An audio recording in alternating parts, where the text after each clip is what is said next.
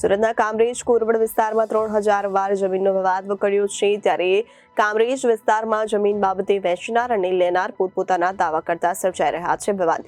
ત્યારે ગેરહાજરીમાં ઘનશ્યામભાઈની જગ્યામાં ગેરકાયદેસર રીતે ઘૂસણખોરી કરી હોવાનો ગંભીર આરોપ પણ મૂકવામાં આવ્યો છે।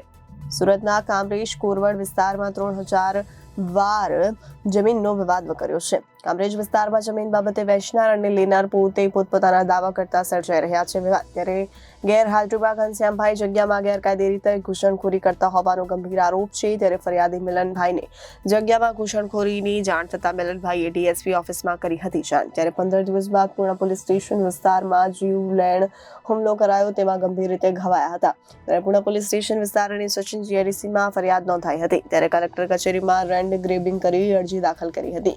ત્યારે સમગ્ર જમીનનો વિવાદ પહોંચ્યો હતો કલેક્ટર કચેરીએ। ત્યારે કલેક્ટર સાહેબ દ્વારા સંપૂર્ણ તપાસ કરતા તેમના હુકમથી કામરેજ પોલીસ સ્ટેશનમાં 9 જેટલા લોકો પર ગુનો દાખલ કરાયો હતો। ત્યારે ઘનશ્યામભાઈ અને વિશાલભાઈ પોલીસ પકડતી થયા છે ફરાર। ત્યારે ફરિયાદી તંત્ર પાસે ન્યાયની કરી રહ્યા છે માંગ। ત્યારે ફરિયાદીને જાનનું જોખમની ભીતિ સર્જાઈ રહી છે। ત્યારે કામરેજ પોલીસ એસપીના તપાસના આદેશ આપ્યા છે। અમારી ગેરમોજૂદગીમાં ઘનશ્યામભાઈ વલ્લભભાઈ પાંભરનાઓએ આ જગ્યામાં ઘૂસણખોરી કરી, જેની અમને જાણ થતાં અમે ડીએસપી ઓફિસમાં અરજી કરેલ છે।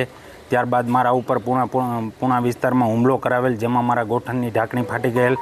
ત્યારબાદ અમે કલેક્ટર સાહેબની ઓફિસમાં લેન્ડ ગ્રેબિંગની અરજી કરે અને ત્યારબાદ મારા ભાઈ ઉપર સચિન વિસ્તારમાં હુમલો કરાવેલ, જેમાં મારા ભાઈના માથામાં હેમરેજ થયેલ અને 2 ફ્રેક્ચર થયેલ, જે સચિન જીઆઈડીસી પોલીસ વિસ્તારમાં ગુનો દાખલ થઈ છે તેમના વિરુદ્ધમાં।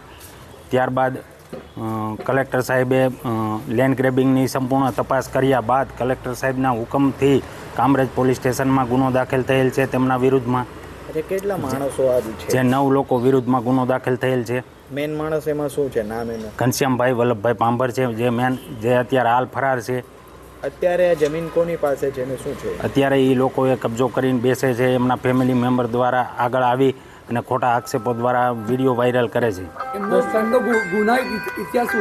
એમના રાજકોટમાં પણ એમના ફેમિલી ઘનશ્યામભાઈ પાંભર, એમના પત્ની, એમના પિતા, આ બધા વિરુદ્ધ અનેક ગુનાઓ છે। તેમજ 200 લોકોના કરોડો રૂપિયાનું ફૂલેકું ફેરવી અને ત્યાં રાજકોટ છોડી અને સુરત વસવાટ કરે છે। Bureau report, Janadesh news, Surat.